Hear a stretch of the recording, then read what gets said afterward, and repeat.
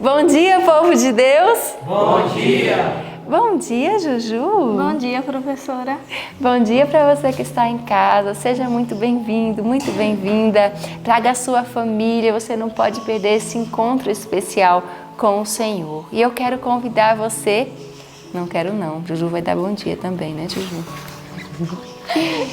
Você não pode perder esse encontro especial com o Senhor, por isso traga a sua família também, compartilhe esse vídeo. Bom dia, família! Bom dia! Bom dia para você aí de casa, que Papai do Céu te abençoe muito e que esse estudo venha te fortalecer mais para você buscar mais a Cristo. Amém! Então nós vamos começar esse momento fazendo uma oração, né? Vamos conosco orar, vamos nos ajoelhar. Muito obrigada, Paizinho, que o Senhor nos deu mais um dia.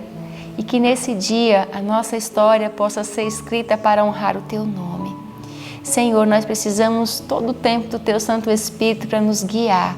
Nesse mundo, Senhor, escuro, cheio de trevas, cheio de tristezas, cheio de coisas ruins, nós precisamos estar com esse guia que o Senhor deixou para nós, que é o Teu Santo Espírito. Nos abençoa, Senhor, ajude-nos a abrir o Teu coração para Te louvar agora, para estar contigo, porque eu sei que isso vai nos fortalecer para esse dia. Abençoa as famílias que estão do outro lado, Senhor. O Senhor os cubra de bênçãos do céu e que eles também possam experimentar como é bom estar contigo, Senhor. Como é bom aprender mais sobre o Senhor.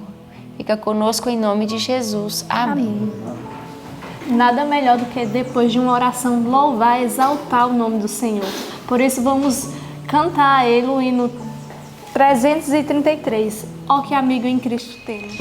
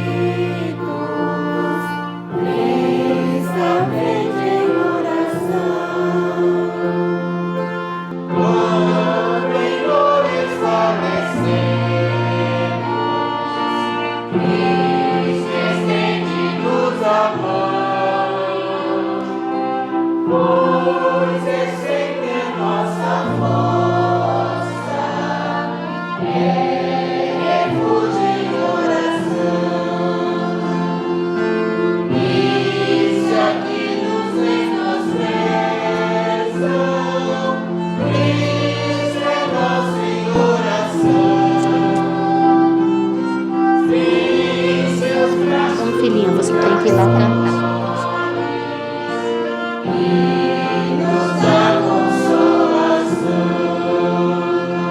Amém, que especial, né? Nós temos um amigo certo para as horas incertas e esse amigo é Jesus. Ele nunca nos abandona, né? Mais chegado do que um irmão. E para que nós possamos ter Jesus no nosso coração todo o tempo, nada melhor do que gravar a palavra de Deus. Esse verso que nós vamos gravar hoje, ele fala do amor de Deus, que nada pode nos separar do amor dele. Imagina que amor tão poderoso é esse? Então nós vamos recitar, está lá em Romanos capítulo 8, verso 38 e 39. Vamos no 3? Você conta para nós, Juju? Sim, claro. 1, 2, 3. Romanos 8, 38 ao 39.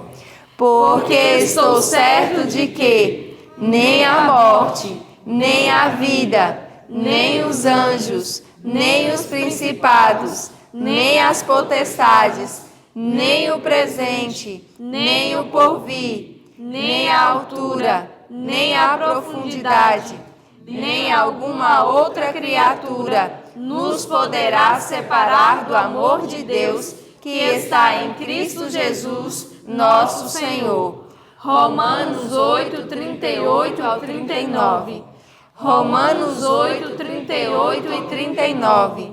Porque estou certo de que nem a morte, nem a vida, nem os anjos, nem os principados, nem as potestades, nem o presente, nem o porvir, nem a altura, nem a profundidade, nem alguma outra criatura nos poderá separar do amor de Deus que está em Cristo Jesus, nosso Senhor. Romanos 8, 38 e 39. Romanos 8, 38 e 39. Porque estou certo de que nem a morte, nem a vida, nem os anjos, nem os principados, nem as potestades, nem o presente, nem o porvir, nem a altura, nem a profundidade, nem alguma outra criatura nos poderá separar do amor de Deus que está em Cristo Jesus, nosso Senhor. Romanos 8, 38 e 39. Amém. Que verso lindo, né, Juju? Sim. Como é bom saber que o amor de Deus é tão grande que nada pode nos separar desse amor. Que você esteja agora com o estudo, que Jesus te abençoe muito, que seu coração se encha com esse estudo de hoje, que seu dia seja uma bênção. Amém. Até a próxima. Que alegria nós estarmos mais um dia juntos e com o prazer de poder abrir a palavra do Senhor. E hoje nós temos muita coisa para falar, né? E pouco tempo. Então nós temos que correr para falar de tudo que o Senhor Deus nos orientou a estudar hoje. O nosso guia nos levou hoje a estudarmos a carta a Corinto, né? 1 Coríntios, do capítulo 7 ao 9, e também estudamos Atos, capítulo 18, do verso 18 ao 28, né? E no livro Atos dos Apóstolos, o capítulo 26, Apolo em Corinto. Então, quais são as orientações que o Senhor Deus vem trazendo aqui para a gente na carta aos Coríntios? Bom, no capítulo 7, né, vem falando sobre respostas à pergunta acerca do casamento. Que lá no verso 1 vem falando assim: Ora, quanto às coisas que me escrevestes, bom seria que o homem não tocasse em mulher. Verso 2, mas por causa da fornicação, cada um tem a sua própria mulher, e cada um tem o seu próprio marido. Então aqui, né, Paulo vem exortando as pessoas daquela igreja que o bom seria, né, que o homem não tocasse em mulher. Mas por conta da fornicação que estava havendo no meio deles, seria melhor que cada qual tivesse a sua própria esposa, porque evitaria esse tipo de ação, né? E no verso 8 diz assim: Digo, porém, aos solteiros e às viúvas que lhes é bom se ficarem como eu. No caso, como Paulo, né, que ele não era casado. Então, esse é um conselho que ele dá aos solteiros e às viúvas, que não se casassem mais, né, quem era viúva, e permanecesse como ele era. Verso 10. Todavia, os casados mando não eu, mas o Senhor, que a mulher não se aparte do marido. Se, porém, se apartar, que fique sem casar, ou que se reconcilie com o marido, e que o marido não deixe a mulher. Então, aqui, né, é uma exortação que vem da parte de Deus, né, que fala que se o homem é casado, ele não pode se separar da sua esposa, a mesma coisa o esposo, né? E que se eles vierem a se separar, mas que eles voltem um com o outro e que eles não casem mais. Então, isso aqui vem da parte de Deus e não da parte de Paulo. No capítulo 2, no verso 12, diz assim: mas aos outros digo eu, não o Senhor. Se algum irmão tem mulher descrente e ela consente em habitar com ele, não a deixe. E se alguma mulher tem marido descrente e ele consente em habitar com ela, não o deixe, porque o marido descrente é santificado pela mulher e a mulher descrente é santificada pelo marido. Então aqui é um conselho de Paulo, né, que se uma mulher crente tiver um marido descrente, que se o marido descrente consente em conviver com ela, que não deixe, que continue junto, né? E mais à frente, fala sobre problemas com respeito ao casamento em tempos de tribulação. No verso 29 fala assim: isto, porém, vos digo, irmãos, que o tempo se abrevia e que o que resta é que também os que têm mulheres sejam como se não as tivessem, e os que choram como se não chorassem, e os que folgam como se não folgassem, e os que compram como se não possuíssem, e os que usam deste mundo como se dele não abusassem, porque a aparência deste mundo passa.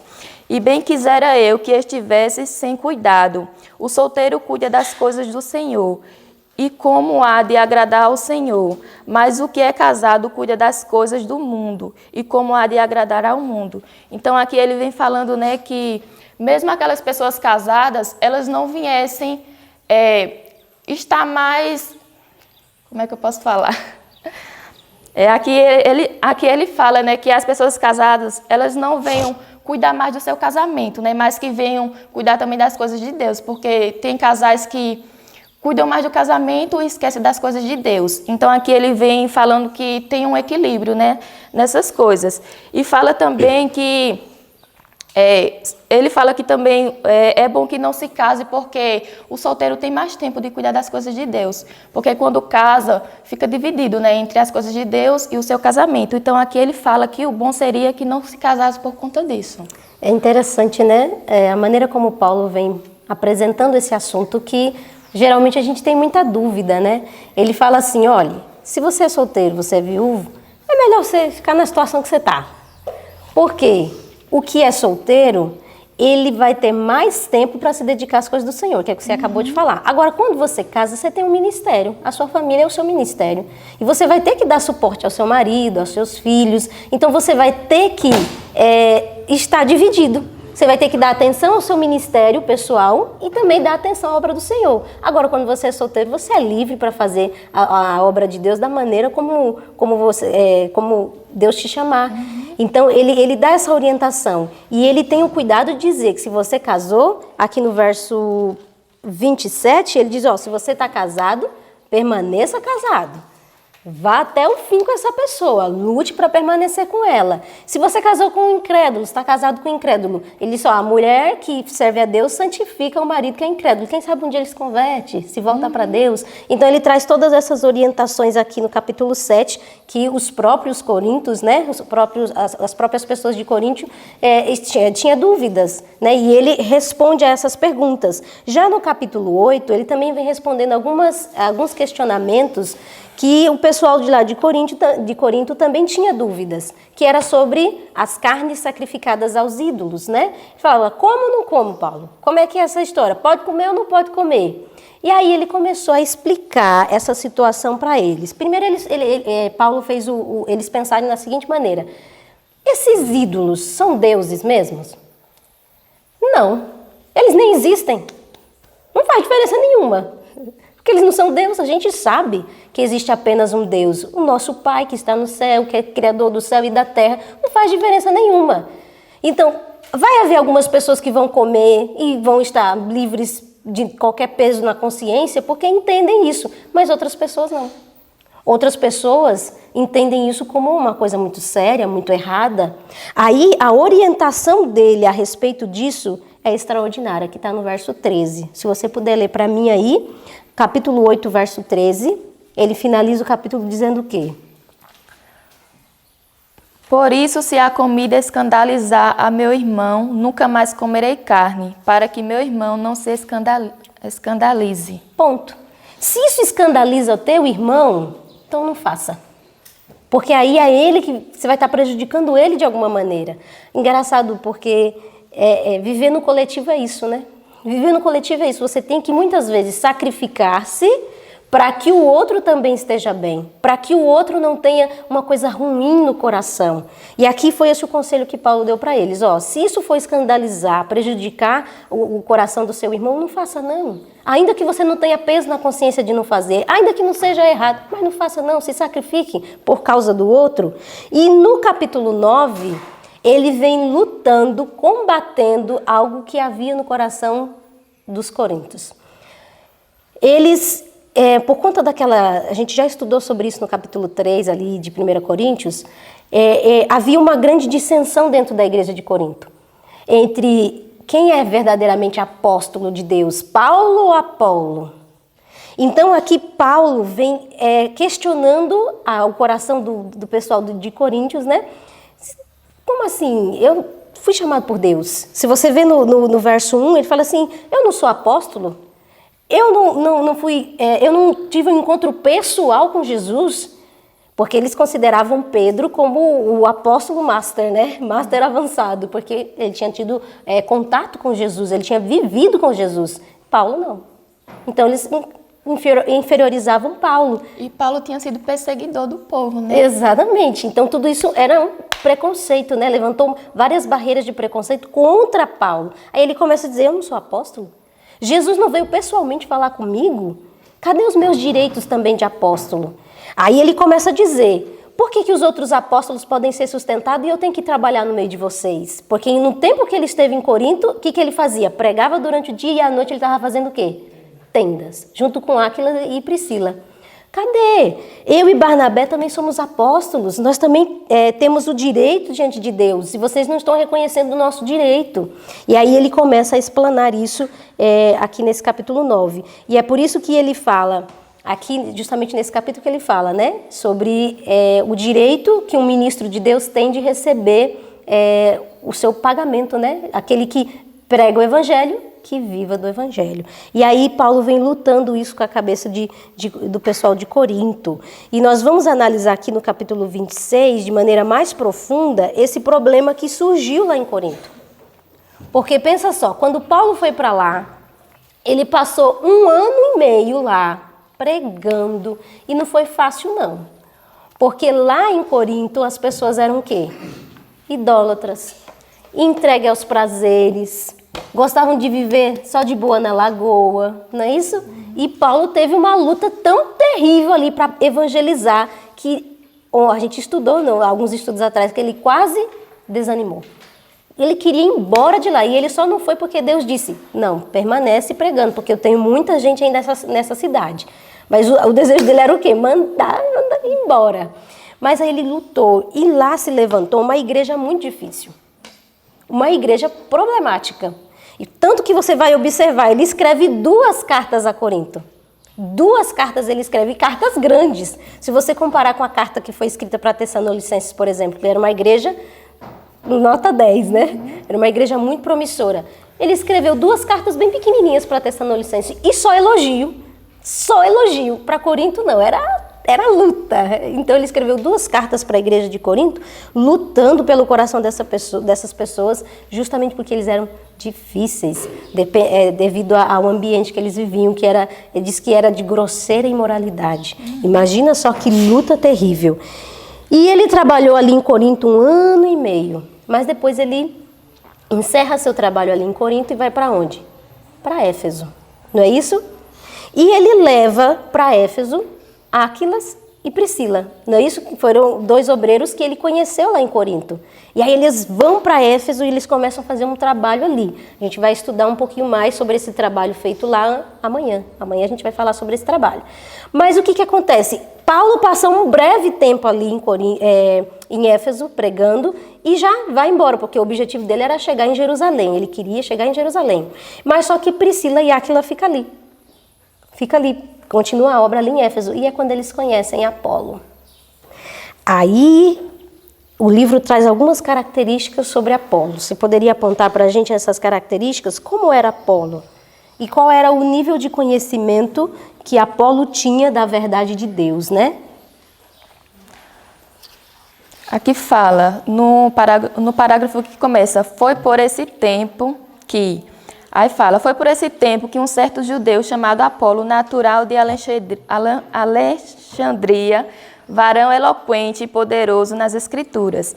Aí mais abaixo fala, o relatório que a Escritura apresenta de Apolo é que ele era instruído no caminho do Senhor e fervoroso de espírito, falava e ensinava diligentemente as coisas do Senhor, conhecendo somente o batismo de João.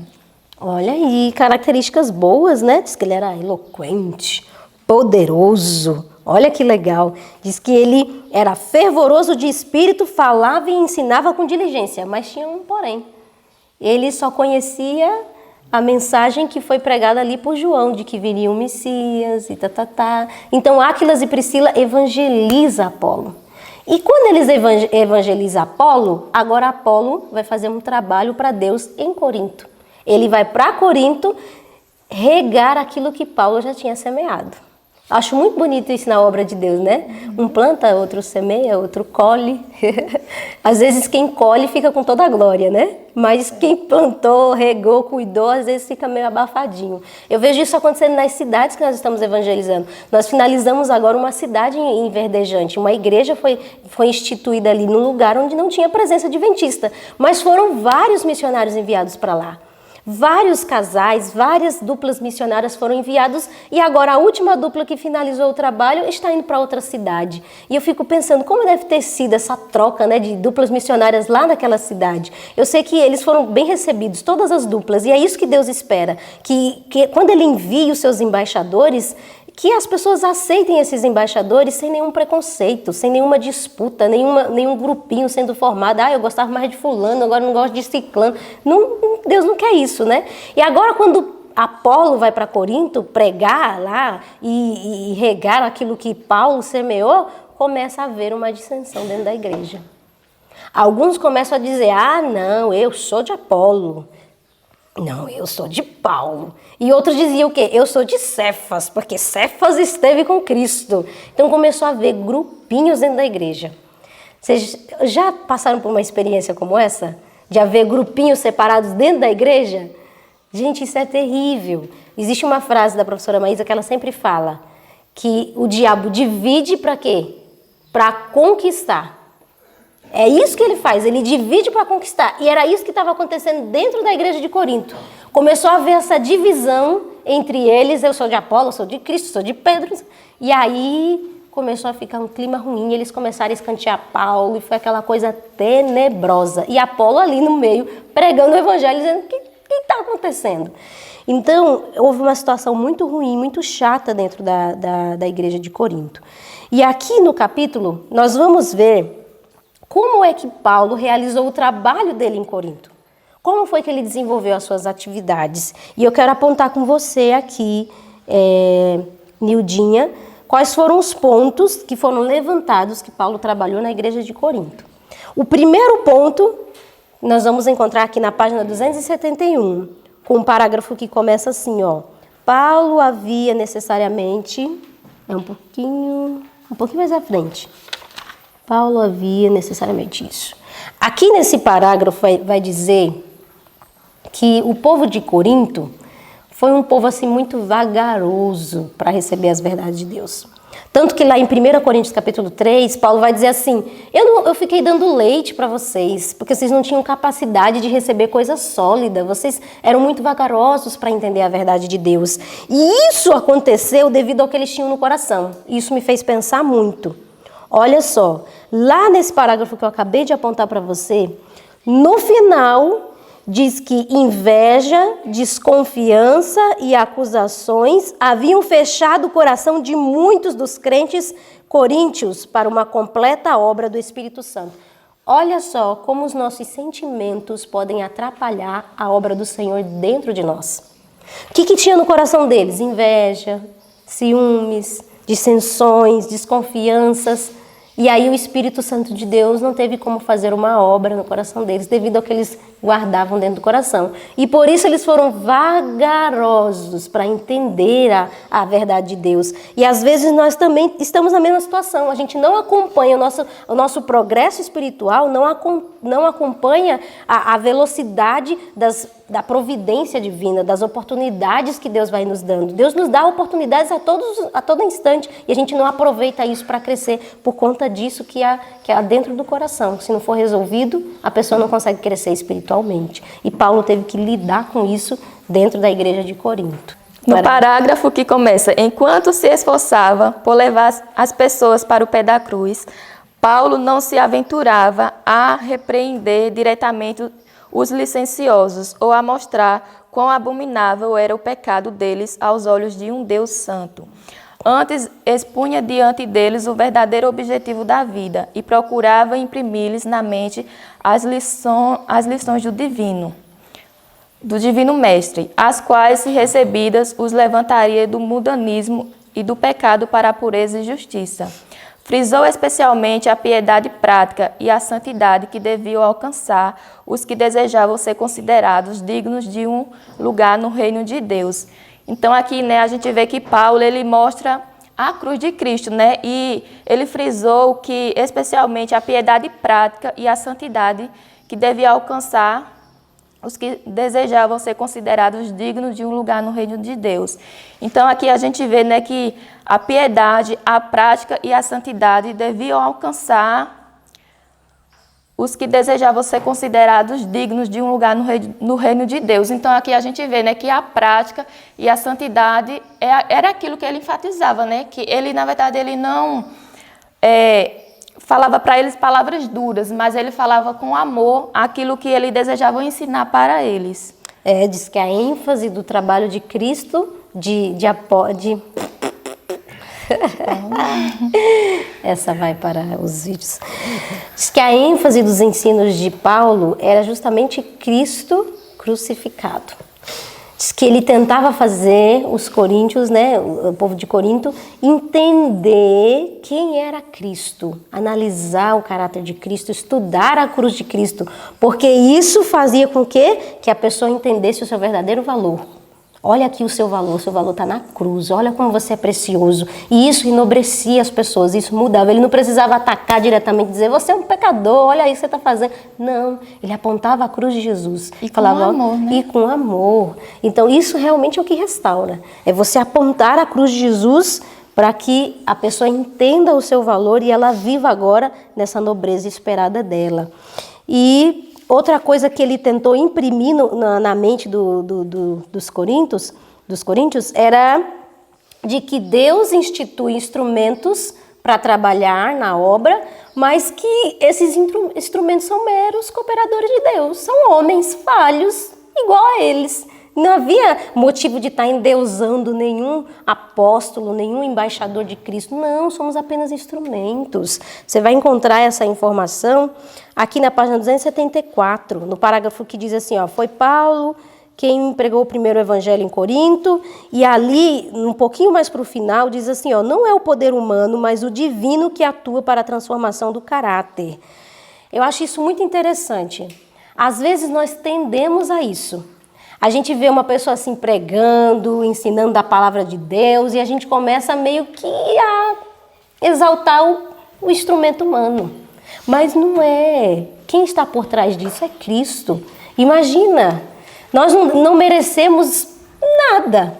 É Cristo que deve ser exaltado. Às vezes eu vejo o pessoal assim mandando mensagem e aí na escola de profetas, usa a escola de profetas como um padrão para eles. Na realidade o padrão da gente é a Bíblia. É a Bíblia, é a Bíblia que você tem que recorrer, estudar e tirar suas orientações daqui. Você tem que ir atrás disso, né? E às vezes as pessoas usam dos obreiros como se fossem, né?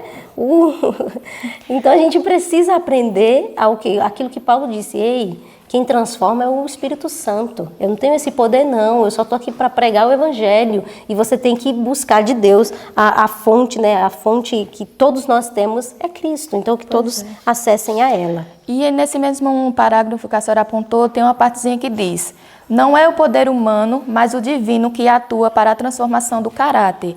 Nem os que plantam, nem os que regam promovem a germinação da semente. trabalham sob a orientação de Deus, como instrumentos por ele indicado, com ele cooperando em sua obra. Então aqui a gente vê, né, que não é a pessoa que está pregando que faz germinar. Né? Se não tiver o poder do Espírito Santo, de nada vai adiantar. Exato. E no próximo parágrafo vai dizer que cada um deve aprender do grande mestre.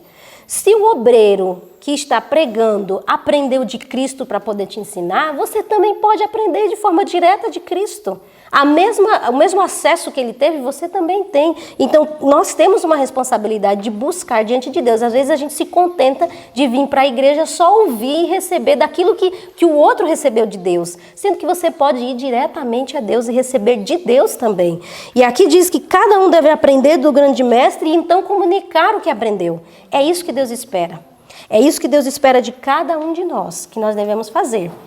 E o próximo ponto que eu quero apontar com você são os dois extremos. Um extremo eu já acabei de falar, que é esse, que você só espera do obreiro, só espera daquele que está ministrando a palavra de Cristo e coloca ele num pedestal como se ele fosse, né? Então, esse é um extremo. Mas existe um outro extremo, que são aqueles que vivem de forma independente. Deus também não aprova isso. Aqui, no parágrafo que começa, na página 278, no parágrafo que começa, nos dias dos apóstolos, acha aí no seu livro, nos dias dos apóstolos, isso. Havia algumas pessoas mal orientadas que diziam crer em Cristo, mas se recusavam a demonstrar respeitos aos seus representantes. Olha aí o outro extremo. Eu creio em Cristo, mas você que está aí, para mim tanto faz. Declaravam que não seguiam mestres humanos, mas eram diretamente instruídos por Cristo, sem a ajuda dos ministros do Evangelho. Eram de espírito independentes e indispostos para se submeterem à orientação da igreja. Olha isso aí.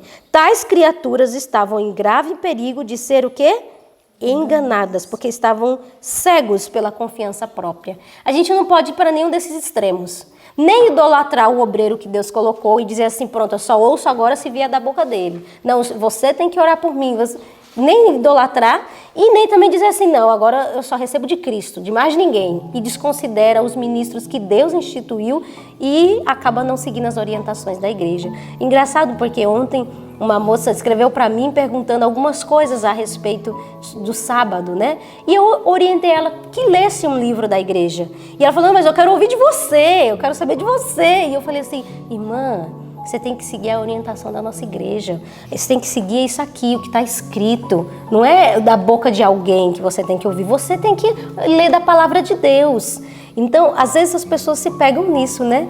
E a gente precisa aprender a ir atrás das informações que Deus deixou como orientação para a gente. Respeitar os ministros que colocou sobre nós, mas entender que nós temos uma fonte, que nós podemos ir até ele, que a gente não precisa ficar esperando de alguém, que a gente pode ir até Deus. E tudo isso Paulo enfrentou em Corinto e ele tentou resolver essa situação. Agora, uma coisa importante que nós precisamos pensar. Como é que Apolo se sentiu em toda essa situação? Porque era um conflito muito grande. Porque pensa só, se você é uma obreira de Deus, e eu sou também uma obreira de Deus, e a gente vai para uma igreja, eu prego, todo mundo me ama, me ama, me ama, depois você vai lá, agora o pessoal te ama e me odeia. Como você acha que se sentem aquele que está sendo amado, exaltado, lisonjeado e aquele que está sendo desprezado?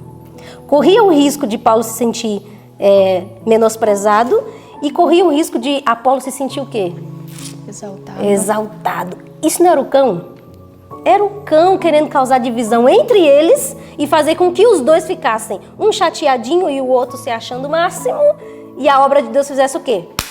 Parasse. Como é que Apolo reagiu diante do favoritismo que Corinto estava dando a ele? Te peguei. Isso aqui está no final. Eu achei isso aqui extraordinário. Gente, que nobreza de Apolo. Isso aqui é alguém que está movido pelo Espírito de Deus.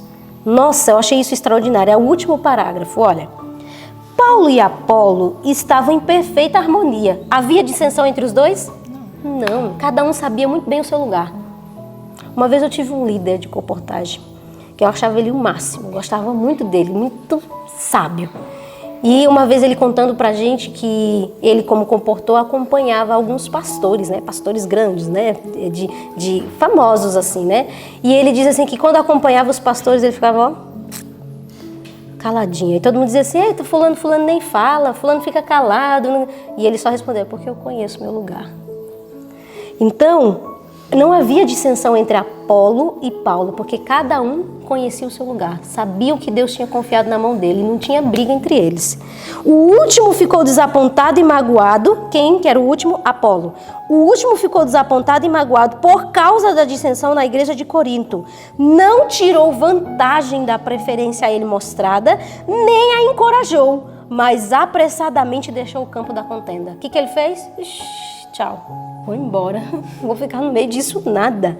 Quando mais tarde Paulo insistiu com ele para que tornasse a visitar Corinto, ele declinou.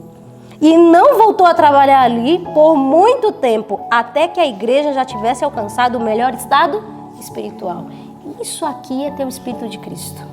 Que? Não, isso não é comigo não. Fugiu, foi embora, não quero saber não. Só volto quando você estiver melhor da cabeça. Que coisa extraordinária, né? Só alguém que tem contato com Cristo para agir e ter discernimento de perceber as investidas do inimigo, porque isso tudo aqui é investida do inimigo.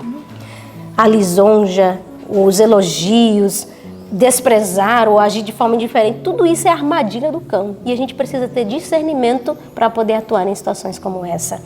Que Deus nos ajude a termos uma cabeça boa, a termos sabedoria, visão para ver uma situação e dizer, opa, isso aqui não está certo, isso aqui está sendo levado para o caminho errado. E a gente aprender de Deus a como resolver essas situações, né? Com o Espírito de Cristo, assim como Paulo e Apolo fizeram. Vamos então orar?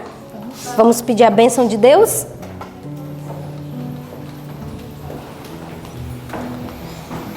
Você faz oração? Oremos. Santo e eterno Pai, te agradecemos, Senhor, por esse estudo que tivemos, que essas palavras, Senhor, possam ficar guardadas em nosso coração. Te pedimos, Senhor, uma bênção especial sobre cada pessoa que está em casa, que o Senhor venha ser com cada um deles e que o Senhor permaneça, Senhor, conosco, nos dê, Senhor, um dia na Tua presença. Em nome de Jesus, amém. Amém.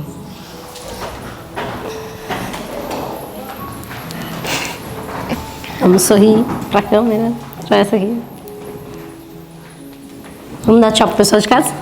Que Deus te abençoe e até amanhã. Até amanhã.